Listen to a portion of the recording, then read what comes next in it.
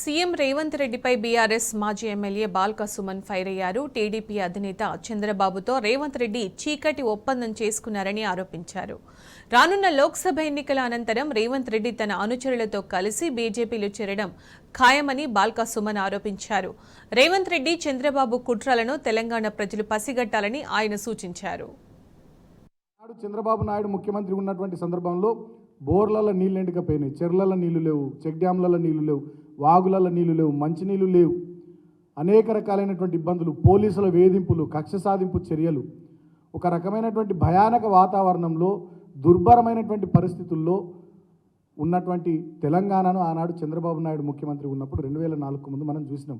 మళ్ళీ వాళ్ళ చంద్రబాబు నాయుడు శిష్యుడు రేవంత్ రెడ్డి ముఖ్యమంత్రి ఉన్నటువంటి ఈ సందర్భంలో కూడా మళ్ళీ తెలంగాణలో అటువంటి పరిస్థితులు వచ్చినాయి.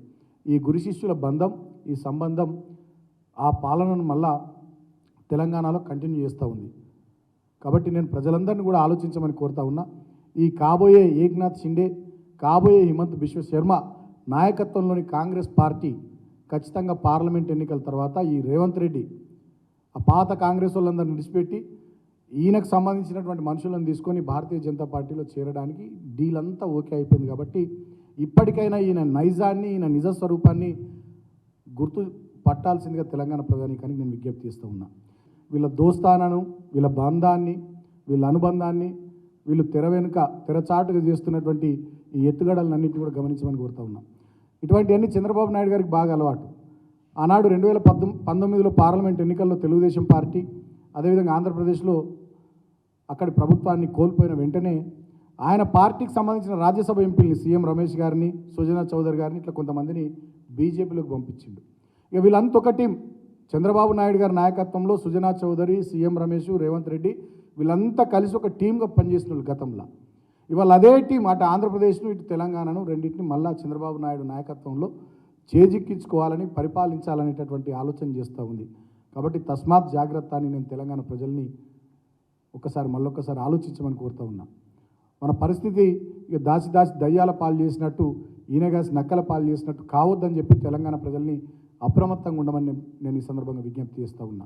ఆనాడు కాంగ్రెస్ పార్టీలో పుట్టి పెరిగినటువంటి వాళ్ళు, ఇవాళ కాంగ్రెస్ పార్టీలో కొనసాగుతున్నటువంటి వాళ్ళు, ఇవాళ మధ్యలో వచ్చి చేరినటువంటి రేవంత్ రెడ్డికి నాయకత్వాన్ని అప్పచెప్తే మొత్తంగా హోల్సేల్గా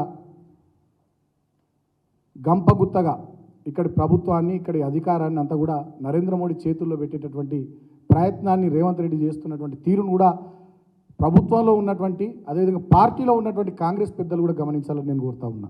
ఇప్పటికైనా రేవంత్ రెడ్డి యొక్క నిజస్వరూపాన్ని అర్థం చేసుకోవాలి, ఆయన నైజాన్ని, ఆయన ఆలోచనల్ని, ఆయన ఆచరణను గమనించమని చెప్పి నేను కాంగ్రెస్ పార్టీ పెద్దలకు విజ్ఞప్తి చేస్తూ ఉన్నా.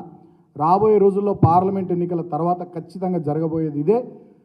భారతీయ జనతా పార్టీకి సంబంధించిన సీనియర్ నాయకులు కూడా మాట్లాడుతూ ఉన్నారు. ఎంపీ లక్ష్మణ్ గారు మాట్లాడుతూ ఉన్నారు, మాజీ మంత్రి డీకే అరుణ గారు మాట్లాడుతూ ఉన్నారు, ఇంకా కొంతమంది ఎంపీలు మాట్లాడుతూ ఉన్నారు. పార్లమెంట్ ఎన్నికలు అయిపోగానే తెలంగాణలో మీరు చూస్తారు ఏక్నాథ్ షిండేలు పుట్టుకొస్తారని చెప్పి బాహాటంగా భారతీయ జనతా పార్టీ వాళ్ళు కూడా చెప్తున్నారు. అంటే ఇక అటు ఇటు అంతా మాట్లాడుకున్నాడు అయిపోయింది. పార్లమెంట్ ఎన్నికలు జరగడమే ఒక ఘట్టంగా మిగిలి ఉంది. ఆ ఘట్టం పూర్తయిన తర్వాత ఖచ్చితంగా రేవంత్ రెడ్డి బీజేపీలో చేరుతాడు అనేది స్పష్టంగా అర్థమవుతుంది. కాబట్టి తెలంగాణ ప్రజలారా జాగ్రత్తగా, అప్రమత్తంగా ఉండి ఈ తెలంగాణను మళ్ళొక్కసారి ఇతరుల పాలు కాకుండా కాపాడుకునే ప్రయత్నాన్ని చేద్దామని చెప్పి, వచ్చే పార్లమెంట్ ఎన్నికల్లో ఇలాంటి వ్యక్తికి, ఆయన నాయకత్వంలోని ఆ పార్టీకి ఓట్లేస్తే ఇక ఖచ్చితంగా ఆ ఓట్లు ఎవరికో వేసినట్టు కాదు, నరేంద్ర మోడీకి వేసినట్టే, భారతీయ జనతా పార్టీకి వేసినట్టే. కాబట్టి ఈ విషయాన్ని కూడా అందరూ గుర్తుపెట్టుకోవాలని చెప్పి సందర్భంగా నేను పేరున విజ్ఞప్తి చేస్తూ